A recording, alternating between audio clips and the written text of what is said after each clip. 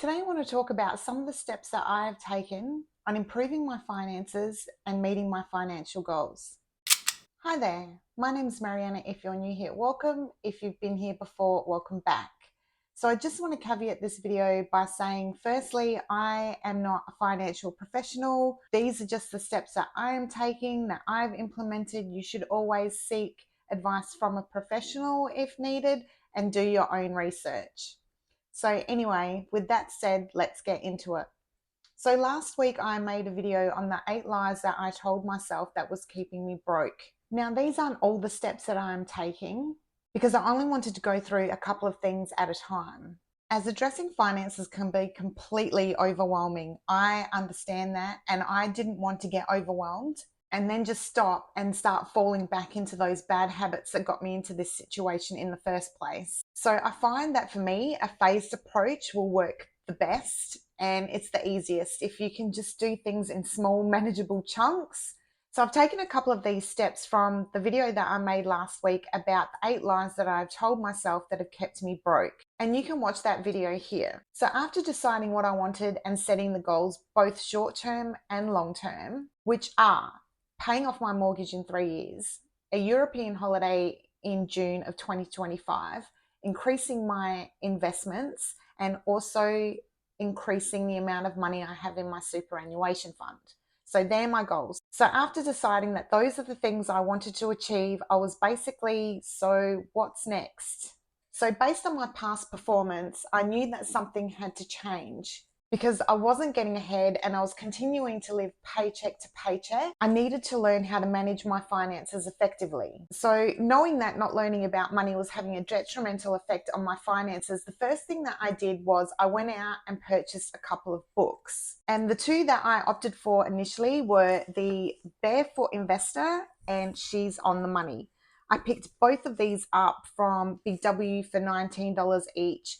And the reason I chose these two were they were geared around the Australian environment, and I really needed something that was easy to digest, easy to read, because I knew that if it was too dry or if it was just too difficult to understand the information, that I would toss them aside and I'd just fall back into my old bad habits.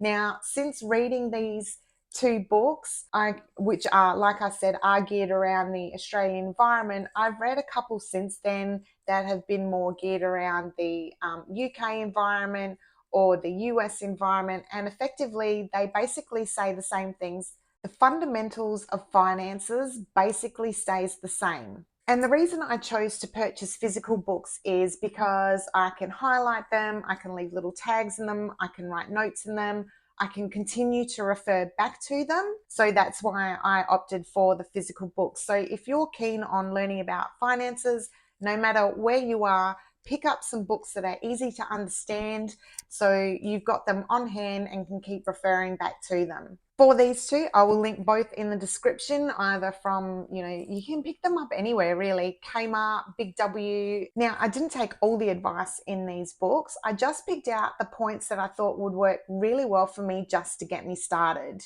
And my suggestion when starting out is to keep it as simple as possible because you don't want to get overwhelmed and become disheartened. I also suggest that you approach it from a place of slight detachment, as going through finances can be completely confronting and overwhelming, and you don't want to start beating yourself up over things. Nothing positive can come from a negative space. Another thing to consider when sitting down to do this is perhaps take yourself out of your current environment. For me, as a single, I like to get a little bit dressed up and then go to like a luxury hotel and sit in the lounge area, order myself a coffee or an espresso martini. That way I can avoid the distractions of things at home. For example, I know that there's a load of washing that needs to be done or furniture that needs to be polished, and then I will use that as a way of procrastinating and not doing what I need to do to push myself forward. This will work on two folds. It will stop you from being distracted from things going on around the house, and sitting in luxury surroundings will hopefully inspire you to sit down and really concentrate.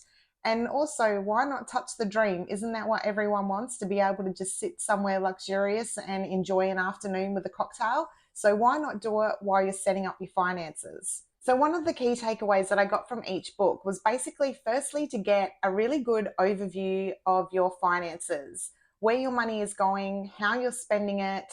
And although in The Barefoot Investor, he doesn't really advocate spreadsheets, She's on the Money does. And if you're somebody like me that has a history of overspending or a habit of overspending and overconsuming, I think that documenting all those expenses is really helpful in getting a complete overview of your money. So basically what I did was get onto the She's on the Money website, and you just sign up and you can download different tools, which is great. And she also has a budgeting tool on there. It's really simple to use. It's got all the different line items. You put in your income, you put in all your recurring expenses, all your debts, and so on and so forth. It is customizable to a degree, whereby for me, I don't need to factor in private school, to factor in anything for kids. So I can remove that line, and then I can, for an example, add in a line for Bella, her vet expenses, her food expenses, toys, all those little things that go with having a pet. So you can customize it to a degree on there. The only thing that I didn't actually like about this spreadsheet, it doesn't take into consideration the money required for an emergency fund. So you put in all your expenses, your recurring expenses, and, discretionary spending, getting haircuts, all that sort of stuff. But it doesn't really highlight what you would need to consider as an emergency fund. So for me, what I did was I simply went through and highlighted all the things that I would consider that I would need for an emergency fund. And you can break these line items down monthly, weekly, or however often it is that expenses are coming out of your credit card, or how often you get paid, things like that.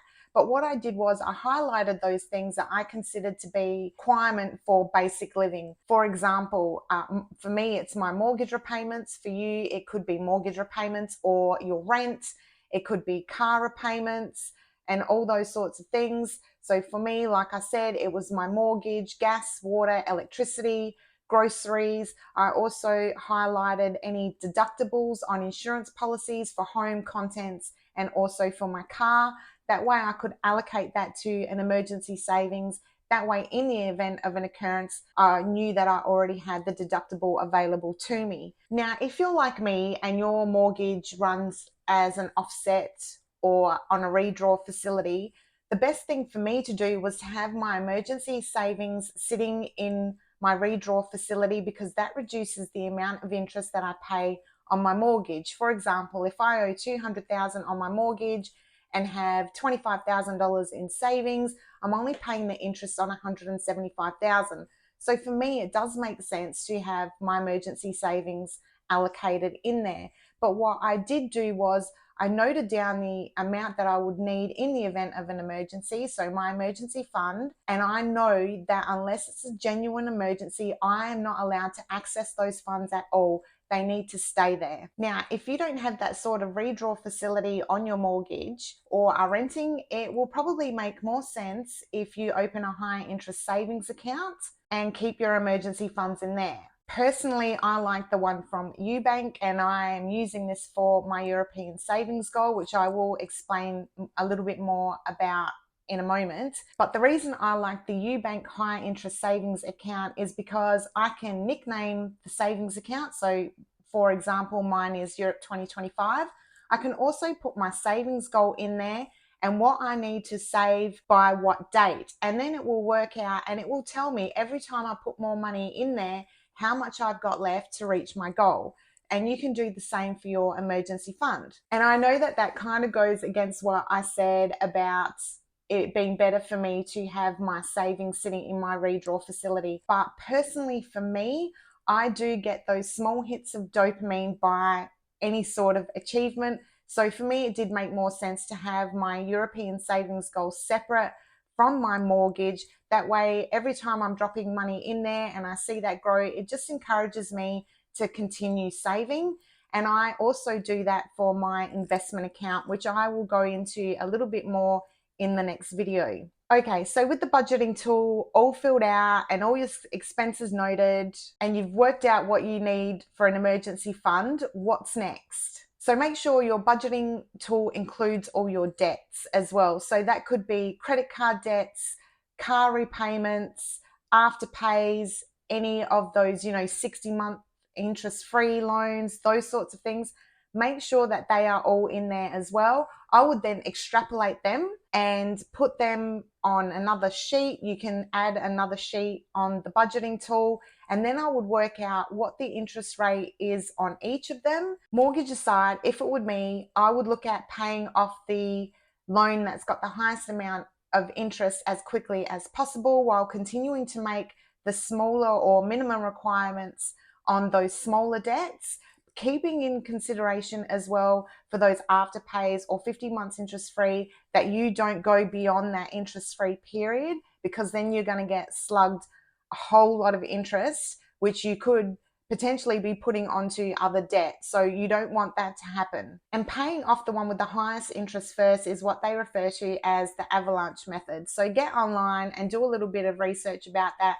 There is also the snowball method, whereby you pay the smallest amount first, and then you use the funds that you were using to pay that smaller amount and put that onto the other loans. I would probably suggest going against that. I understand if you're like me, you like those small hits of dopamine from the achievement, but I would honestly pay the one with the highest interest rate first. But that is entirely up to you. Do a little bit of research and you do what works for you. So one of the other 8 lies that I told myself was that I didn't need to track my expenses. What I did next was download a spending tracker app, and it's actually called Spending Tracker. It's really easy to use and it's free. There is a paid version, but I just use the free one and it works just fine. You can also use the Notes app on your phone, or you can just carry a physical notebook and pen. And every single time that you make a purchase, you need to write it down. So you go and grab that cup of coffee, you need to write it in your little book. And this has been an absolute game changer for me, because every time that I make a small purchase, I need to pull out my phone, I need to note it down. It really does make you think twice about just swiping that credit card. But the reason I like the Spending Tracker app is because I can actually put in my income per month. I use it on a monthly basis because that's when I get paid. I put in my reoccurring expenses in there as well, and then every single little purchase that I make, and then I can see how the money is decreasing. There's also a little notes section, so you can really break down what it is that you're purchasing. So if you go into Kmart, for example, and you purchase 2 tops and a pair of socks, you can write down in the notes section that that's what you purchased. The other good thing about this app is you can then, during any reflection period, go back and go, did I actually need that? Was it a want? How did you feel at the time of purchasing it? And did you suffer any buyer's remorse? And you can note that in the notes section and then refer back to it during reflection, which I think is great. But that's up to you how you'd like to do that. That's how I'd like to do it, because then I get a really good understanding of what my buying habits are.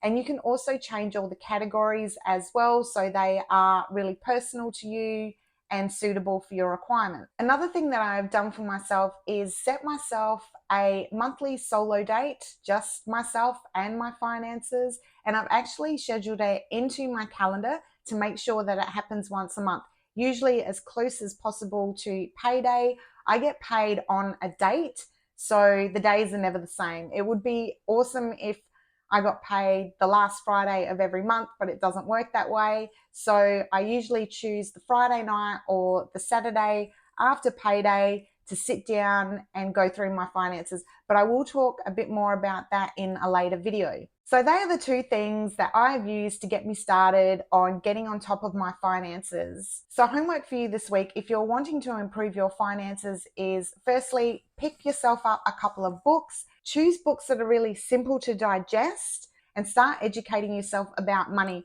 Honestly, I put this off for so long. I'm telling you, they are a game changer. It's taking advice from people that have achieved financial freedom before you, not taking advice from a work colleague or a friend who is not in any better position than what you are. Download a couple of podcasts, start watching YouTube videos. There are a million things that you can do. Then your homework is also to include downloading your budgeting tool of choice, getting dressed up, and going and sitting in a luxury hotel or wherever it is that you want to sit and start filling in that budgeting tracker. Put in all your expenses, your recurring expenses, your income, your debts, all those things, put them in there. Enjoy your espresso martini. Don't have any regrets about spending $20 on a cocktail when you've probably spent $300 last week on a handbag or a pair of shoes. You can cope with the cocktail. While you're sitting in your opulent surroundings, figure out what it is that you need for your emergency fund. And then while you're sitting there, open yourself that high interest savings account and just start dropping some money in there. It doesn't have to be a lot. I mean, I joke about $300 shoes or $300 on clothes, but your budget may be really, really tight. Just put into that emergency fund what you can afford right now. The next thing to do is download your expense tracker app and start filling that in as well. It's so easy. Just follow the prompts, fill it in, and soon enough, I'm telling you, it will just become a habit. It will just become another one of those things that you do without even thinking. So that's it from me for this week. I hope that you will join me in the next video where I go into a little bit more of the detail of how I'm improving my finances. I hope that something in this video encourages you to get on top of your finances. If so, I would love to hear from you. Please drop me a comment and let me know what steps that you have taken. Also, do you think I should start a little Facebook group where we can all come together as a little community? We can share tips and tricks on how to improve our finances. We can provide support and encouragement to each other. If you think that you will get any value from something like that, please drop me a comment. And yeah, it would be awesome to connect with some like-minded people that are on the same journey of financial improvement and hopefully make our financial dreams a reality. Anyway, that's it from me for this week. Until the next one, I hope you all have a fabulous day. Bye.